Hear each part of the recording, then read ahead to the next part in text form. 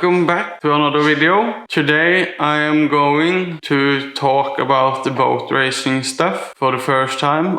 I talked about it before, but I'm going to make a video mainly about the boat racing stuff. I'm not going to talk about this new one that should have been ready for at least 2 years ago. That's another story. I'm going to talk about the old one, the one that we have raced up to this point for the last seasons. We raced another boat earlier, but then I was not old enough to race. Then my father had someone else. He has raced since before I was born. He has a lot of experience in this class and he knows a lot of people, so that helps. But today I'm going to talk about the old boat, the one I have had most of my races in. I have raced with another team for a season where my brother was going to navigate. But I got my seat back, but that is also not the topic of this video.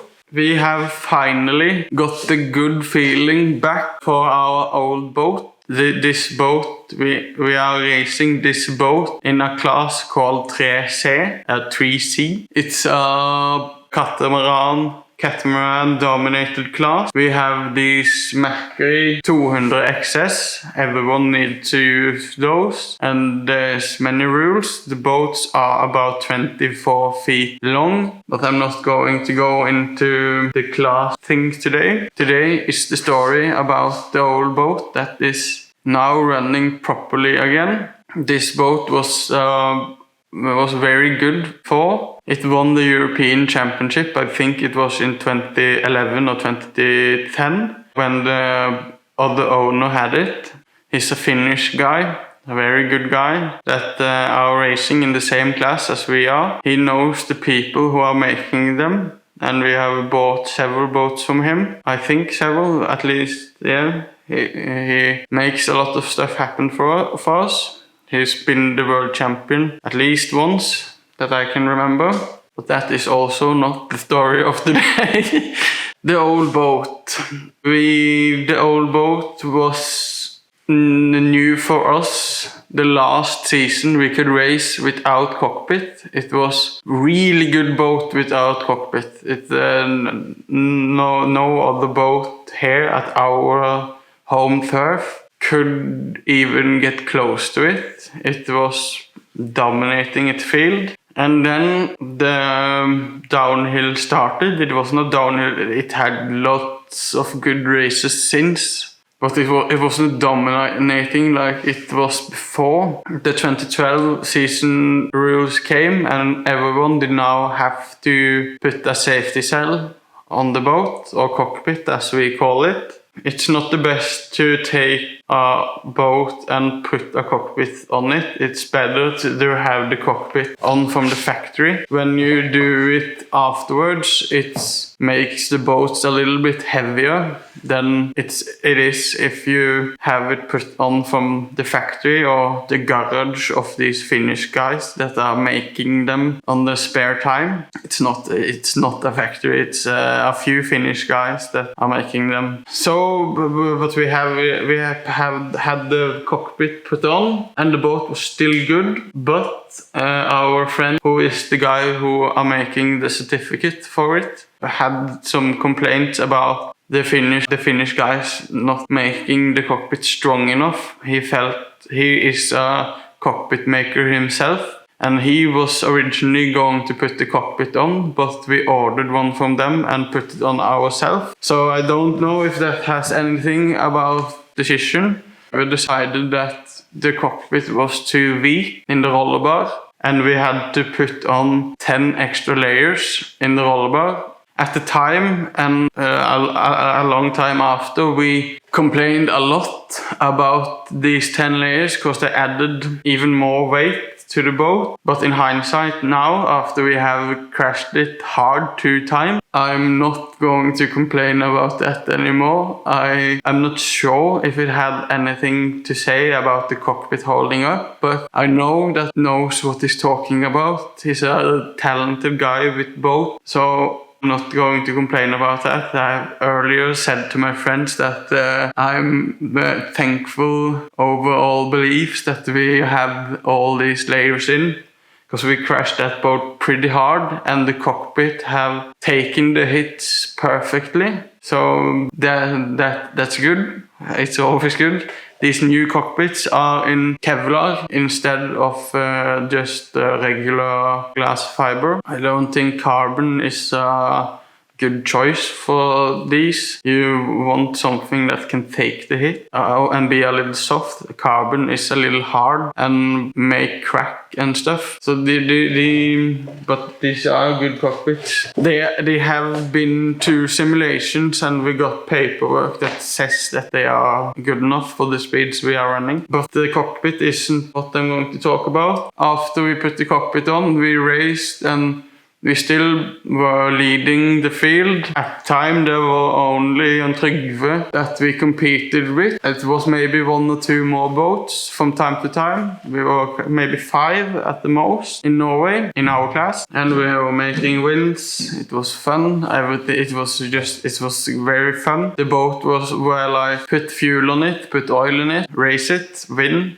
Wash it, put it in the garage and repeat. It was a really good time. It was very fun. But then we started to have engine problems. It wasn't problems, the engine just didn't have the speed anymore and the boat was still good. The boat had only run for 50 hours and the engine had only run for 50 hours. So we yanked out the engine, put a brand new one in, and there are some sayings about some engines are better than others. In this class you are not allowed to do anything to the engine. It's an out of the box concept in this class. I know some people are buying 10 engines and testing them all and taking the best engines. So that's a thing in this class. The new engine was running good again, but Jan Trygve really got his boat dialed in. He had more or less the same boat at this time and we are fighting for the win in this race. It was the last race of the season of the 2015 season. I remember we had the big prop on, the prop with high top speed and a little bit less acceleration, and I think it was the right prop for the race. I still think that, but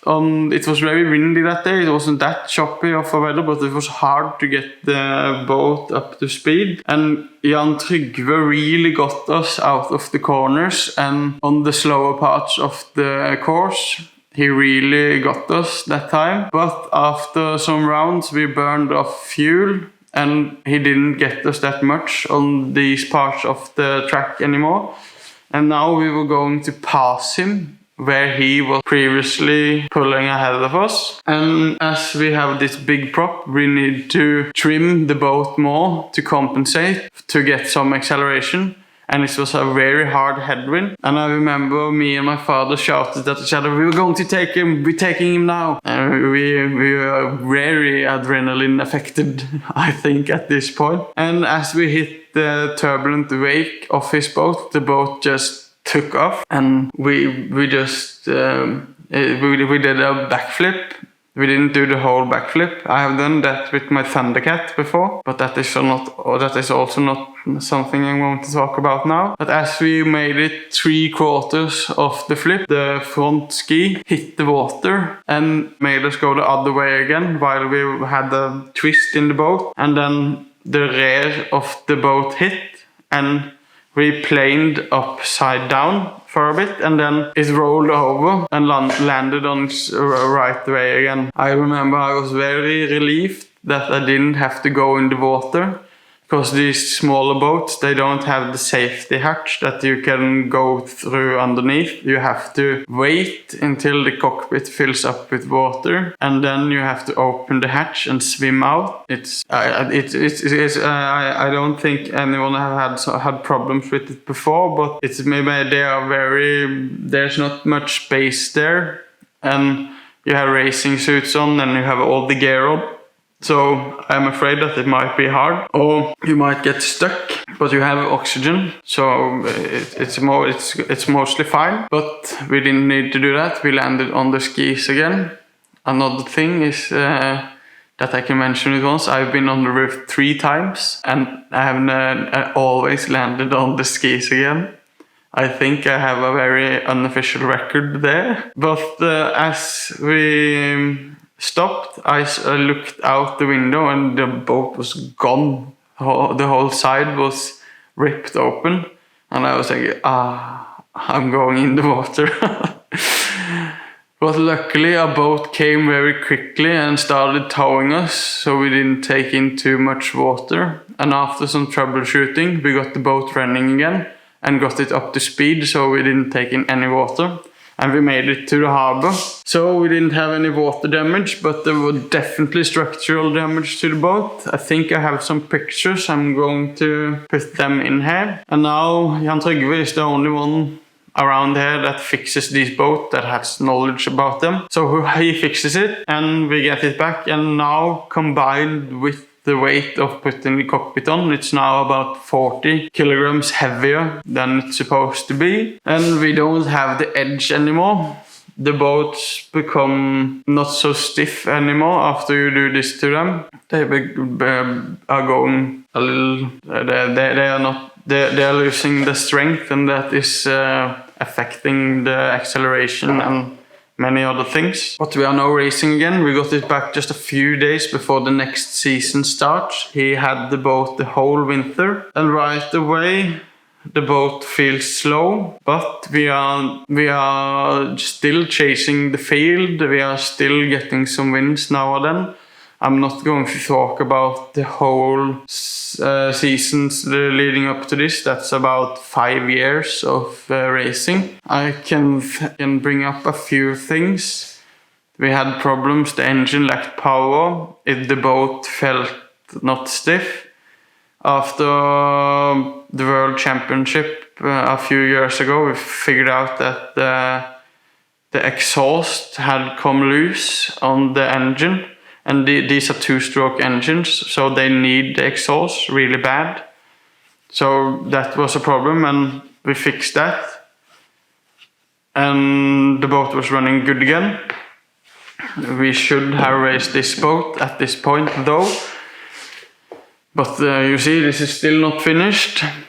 And we can fast forward to the last World Championship last summer, where we did really well. We had prepared more than ever before for this World Championship. I remember I spent half of the year training to be in my best shape I could be, and I really had the thought in my head of winning the World Championship.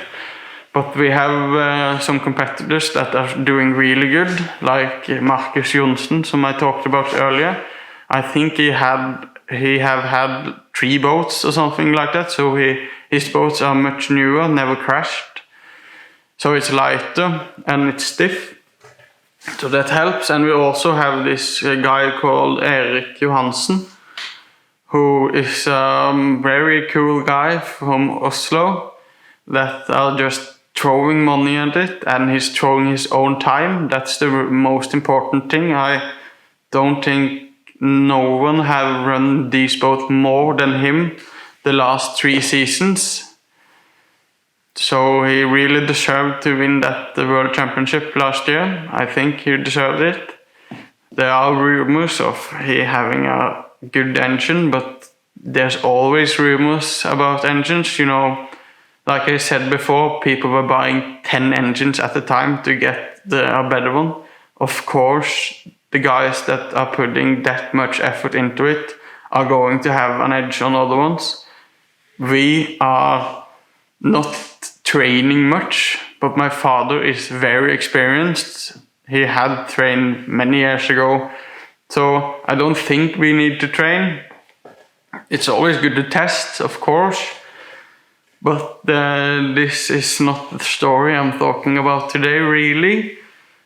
The old boat pulls, I think everyone propped too short. I think everyone more or less ran the same setup the first day. And we came third. We had a few trying to get past us, but the old trustworthy boat just kept going. I remember being on the limiter. We were on the limiter for about 70% of that race. We were constantly on the limiter. I remember pulling the roller bar. We have a reinforcement going across. I remember sitting like this going, come on, come on, come on, come on, don't do any mistakes now, don't do any mistakes. It was a really good race. The next day, it was even calmer, and some people were being very shrewd in what they were saying, and so we went with the same setup as the day before. We should have run a faster setup, but still we finished 5th, and the ones that finished before us, they didn't do so good in the first race, so we were still at the 3rd position after the 2nd race. And then the 3rd race come, and we were thinking we are not going to do the mistakes that we did yesterday. Today we are going to prop heavy, and this is the first time we used the prop that we crashed with when we crashed chasing Jan Trygve. It was really the right prop if the conditions were like they were the day before, and it was the right decision that day. It wasn't that much more. The 3 first rounds we really struggled to keep up with the other ones, but as we burned our fuel again, we were catching everyone at the point, and the boat was running good. We were passing, I think he was going 5th, the person we were passing at the time. And again, we were adrenaline rushed to the maximum. And I was a bit tired too, I remember loosening my seat belt a little before, so I just could flop around a bit. Because I was really, it was a hard race, it was a long straight. And it was a bit choppy, and we were going like, I think we were going at the top speed. At that point we were like 140 kilometers an hour, and lows were about 100, and I think we were in the middle about 120 for the most of the time. And it was really hard. Everyone is running hard in the World Championship, and we were running really hard that day. And then the boat starts to run really good outside in the ocean. It just felt so good, but it just tapped the top of the waves, and we were accelerating. I remember seeing the numbers going up on my screen before me, and then we just hit a wave out of nowhere. We were caught so off guard, me and my father, and we had trimmed the boat to compensate for the heavy prop and the fuel we had in it. And then we had a really long flight, and then we stuffed or dived right into the ocean. And I think we stopped in a few, I think we have a video of this. It looks like the boat stopped in 1 or 2 boat lengths. So it was a really hard impact on the body. But we were fine, and once again, it was at this time I really appreciated what we did with our cockpit, that we reinforced it more, because this was a hard one. This crash that we did there is the reason why we have cockpits on them now. In the past, many people have died because of these crashes, and even with cockpits off, the rules wasn't that strict about how thick the glass should be. We have thicker glass than we need, and just the water force at this speed against your head will just snap your neck like nothing. We have bitched about he was our competitor at the time, so of course we thought he was doing this to make his boat better against our. I don't really think that. But unless now the boat has structural damage again, really hard structural damage, and the season is not over. We finished 5th, so we were called up on the prize ceremony at that World Championship. I was the only one there. I was there, we had packed our things and gone home, but I went back because it was on home turf, and some of my friends wanted me to come party with them. So I went back to party with them, and then I heard that they were calling my name at the prize ceremony. So I went up and got a trophy. So we finished 5th with only finishing 2 races. So that was fun. That was a really good experience. But back to the story. It's now, the season isn't over. The Norwegian Championship hasn't been run yet, and there are still more races in the Nordic Championship. That's a series that goes over the whole season, and we are currently at the 2nd place at that. So now the boat has much damage because there were a lot of fuel in the tanks at this point. It was a long race and we had only run 3 laps. So the mount for the tanks is ripped out of the bottom of the boat, and the bottom of the boat is always, it's soft, it's not good, and the whole side that went down in the water first is like a pudding. I think a pudding, if you have this, if you think about the pudding and you press on it, it's just soft. And I just get the project started. I just start grinding on it a day. I got footage of that too. And we managed to fix the boat for the next race. But now it's really slow and we have problems with it. And we are doing everything. I don't need to talk about those races. We struggled really hard, but we finished okay. But we didn't go so good. Well, over the winter we find all these soft spots and we reinforce those. So we are confident that the boat is now structurally good. But we put it on the water. And the engine has been hard to start for a long time, a really long time. And now it's even harder to start. We have problems starting it. And we are lacking acceleration and about 10 kilometers on the top speed. We checked the boat again and it's structurally good. And so we look at the engine, and the engine seems okay, but we revisited some footage from a race, and it's got a bad noise in it.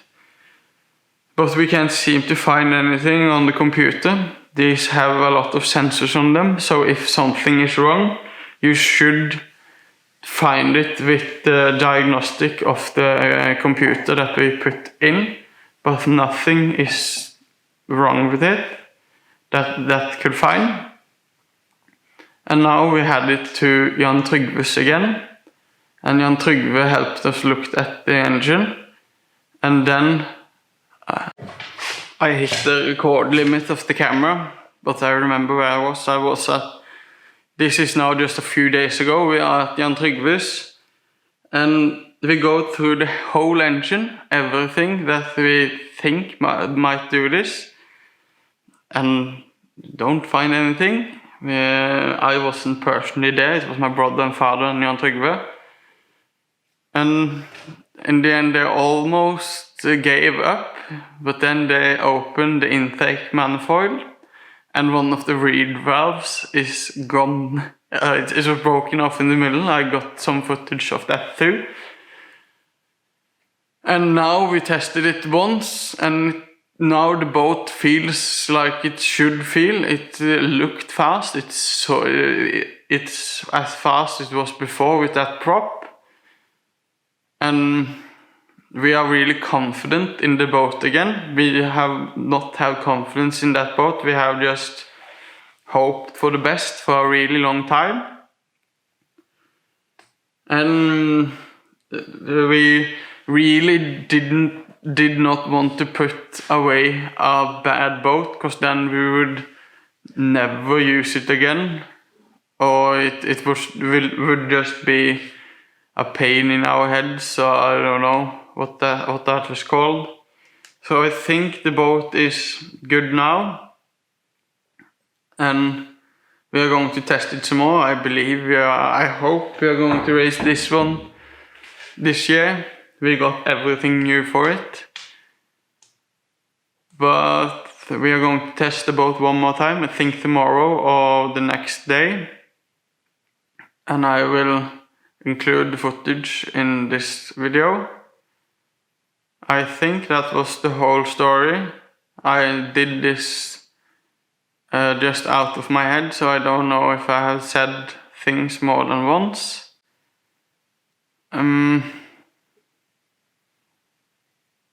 Yeah, I think that's the crashing story, and this story is evolving over 5 years, so it's much to cover. I have a lot more details, but I can do videos on those later, I think.